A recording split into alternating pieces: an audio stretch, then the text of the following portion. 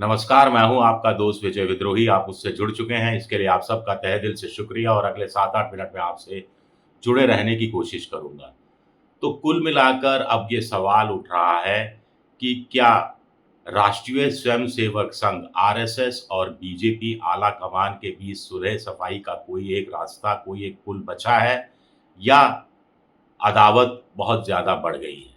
इसी से जुड़ा हुआ सवाल है कि इस समस्या का समाधान तभी होगा जब नरेंद्र मोदी और मोहन भागवत में से कोई एक निपटेगा। यहीं जुड़ा हुआ सवाल है कि क्या मोहन भागवत मोदी को निपटाने में कामयाब हो जाएँगे या मोदी मोहन भागवत को निपटा देंगे?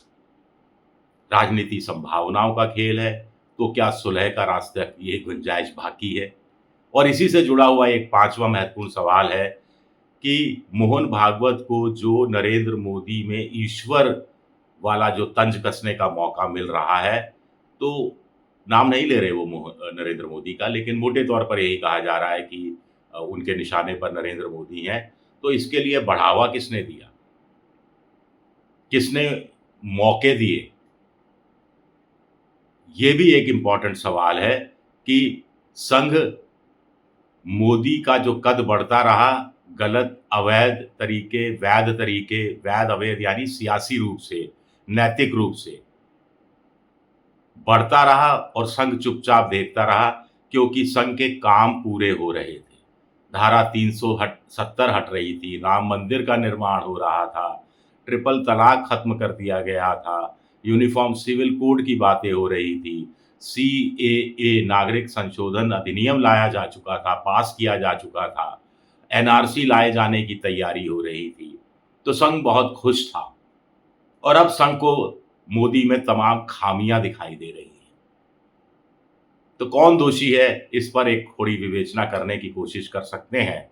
सबसे बड़ी बात है कि जेपी नड्डा ने जो 3 साढ़े 3 महीने पहले कहा था, वो नश्तर, वो तीर अभी तक संघ के सीने में लगा हुआ है, चुभ रहा है।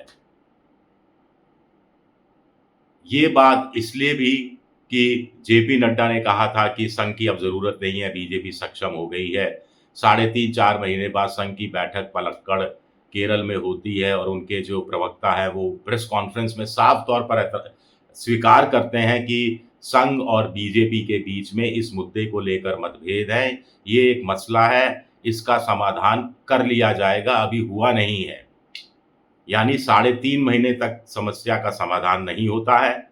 यानी जेपी नड्डा ने जो वक्तव्य दिया उस पर जेपी नड्डा या नरेंद्र मोदी या अमित शाह कोई टस से मस नहीं होता है, पीछे नहीं हटता है। इस बीच संघ इंतज़ार करता है 4 जून का बीजेपी की 370 380 की जो बात कही जा रही थी उसकी जगह सीटें आती हैं 240 और फिर संघ प्रमुख हमलावर हो जाते हैं।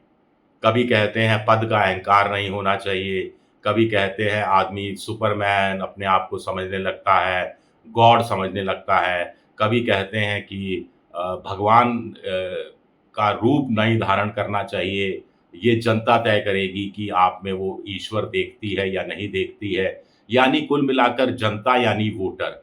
कुछ मिलाकर इस बहाने जो नई संघ प्रमुख ने बात की है उसके पीछे छुपी हुई चेतावनी है कि लोकसभा चुनाव में हमने साथ नहीं दिया, आप 303 से घटकर 240 पर आ गए, यही रवैया रहा तो विधानसभा चुनाव में भी कहानी पलट सकती है और कहानी पलटी और आपका ईश्वरीय रूप सामने नहीं आया, नॉन बायोलॉजिकल रूप सामने नहीं आया, तो दिसंबर में बहुत कुछ उलट-पुलट हो सकता है। क्या इस ढंग से चीज़ों को समझा जाए? एक बात इम्पोर्टेंट थी, जम्मू कश्मीर का घोषणा पत्र या संकल्प पत्र अमित शाह ने जारी किया। 18,000 रुपया महिलाओं को देंगे, कोचिंग सेंटर वाले छात्रों को देंगे, तमाम किसानों को 10,000 रुपया साल का देंगे, बिजली का बिल किसानों का आधा हो जाएगा। लेकिन ये बीजेपी की तरफ का संकल्प पत्र था, ये मोदी की गारंटी नहीं थी।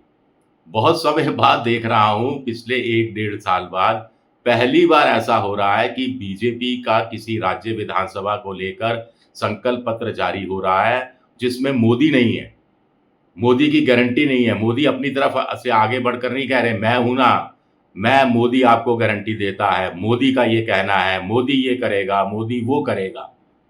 तो कुछ तो बदलते हुए नज़र आ रहे हैं मोदी, लेकिन संघ और भी चीज़ें बदलना चाहता है। फिलहाल मोहन भागवत और नरेंद्र मोदी के बीच जो अहम की लड़ाई है या जो विचारधारा स्तर की लड़ाई है, उसका खामियाजा बीजेपी को इस रूप में उठाना पड़ रहा है कि उनका राष्ट्रीय अध्यक्ष नया नियुक्त नहीं हो पा रहा है।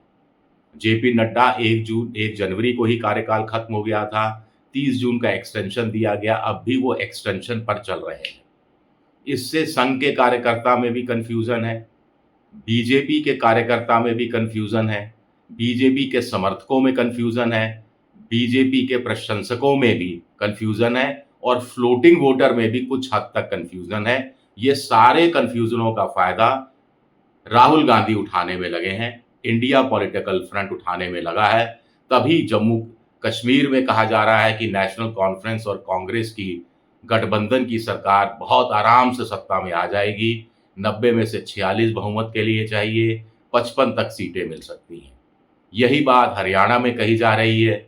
हरियाणा में कही जा रही है कि कांग्रेस 55, कुछ लोग कह रहे हैं 57, कुछ लोग कह रहे हैं 58, 60 सीटें तक लेने की स्थिति में है और बीजेपी खेमेबाजी, गुटबाजी, विद्रोह तमाम चीज़ों में उलझी हुई है। परिवारवाद के नाम पर भी लोगों को बढ़ाया जा रहा है, बाहर से आए लोगों को टिकट दिया जा रहा है और बिल्कुल समझ में नहीं आ रहा कि पार्टी विद ए डिफरेंस क्या इस तरह से चुनाव लड़ेगी। और कुछ लोग कह रहे हैं कि संघ ने विधानसभा चुनाव में कमान संभाल ली है। मुझे नहीं लगता संघ ने कमान संभाली होगी इस रूप में कि सब कुछ कबाड़ा कर दिया 10 साल में हरियाणा में मनोहर लाल खट्टर ने, और मनोहर लाल खट्टर को मुख्यमंत्री जिसने बनाया उसने, और अब संघ को दे दिया जाए कि अब कचरा साफ करो। ये काम 1 महीने में हो भी नहीं सकता, चाहे संघ कितना ही शक्तिशाली क्यों ना हो, रसोई घर तक क्यों ना संघ की पैठ हो। तो ऐसे में एक बड़ा सवाल उठता है कि मोहन भागवत बातें अच्छी करते हैं, प्रवचन अच्छा देते हैं, जैसा कि देखा गया है सुप्रीम कोर्ट कई बार टिप्पणियां अच्छा करता है लेकिन फैसले में चीज़ें शामिल नहीं होती। अब वो कह रहे हैं अहंकार नहीं होना चाहिए, विपक्ष को विपक्ष नहीं समझना चाहिए, प्रतिपक्ष समझना चाहिए, राष्ट्रवाद और विविधता में एकता बड़ी पूंजी है, सबका डीएनए एक है, हर मस्जिद में, हर दरगाह के अंदर शिवलिंग क्या ढूंढना। लेकिन जब गोकशी की बातें होती रही, गोरक्षक गुंडे हमला करते रहे, प्रधानमंत्री नरेंद्र मोदी चुनाव के समय हिंदू मुसलमान करते रहे, घुसपैठिया एक बड़ी 20% आबादी को घुसपैठिया बताते रहे, 80-20 का खेल आदित्यनाथ करते रहे, तब तो मोहन भागवत साहब खुश रहे, खुश होते रहे, चुप रहे, खामोश रहे, बढ़ावा देते रहे एक तरह से।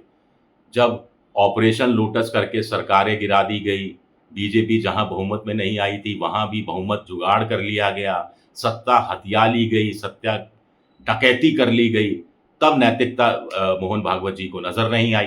तब उन्होंने ना रोका, ना टोका, ना चेतावनी दी, ना तंज कसा, ना बुलाकर बात की, ना मिलने गए। और अब संघ इस रूप में पेश आ रहा है कि जैसे बीजेपी का खात्मा आला कमान बीजेपी का कर रहा है और संघ को बीजेपी को बचाने की चिंता नजर आ रही है। और यहाँ भी जिसकी वजह से ये खात्मा हो रहा है उसकी पहचान करने में क्या संघ कामयाब हुआ है? पहचानता तो है लेकिन खुलकर कहने में भी संघ हिचकिचा रहा है। तो ये मुझे लगता है ये विधानसभा चुनाव 4 राज्यों के बहुत इम्पोर्टेंट है। इसमें मोदी जी को कम से कम एक राज्य तो जीतना ही पड़ेगा। एक राज्य भी जीता तो थोड़ी लाज रहेगी, और अगर चारों राज्यों में बीजेपी हार गई तो फिर संघ बहुत ज़्यादा हावी हो जाएगा। ये देखना दिलचस्प होगा कि नतीजा क्या निकलता है। शुक्रिया मेरा वीडियो देखने के लिए। पसंद आए तो लाइक कीजिए, सब्सक्राइब कीजिए और शेयर ज़रूर कीजिए। शुक्रिया, बहुत बहुत शुक्रिया।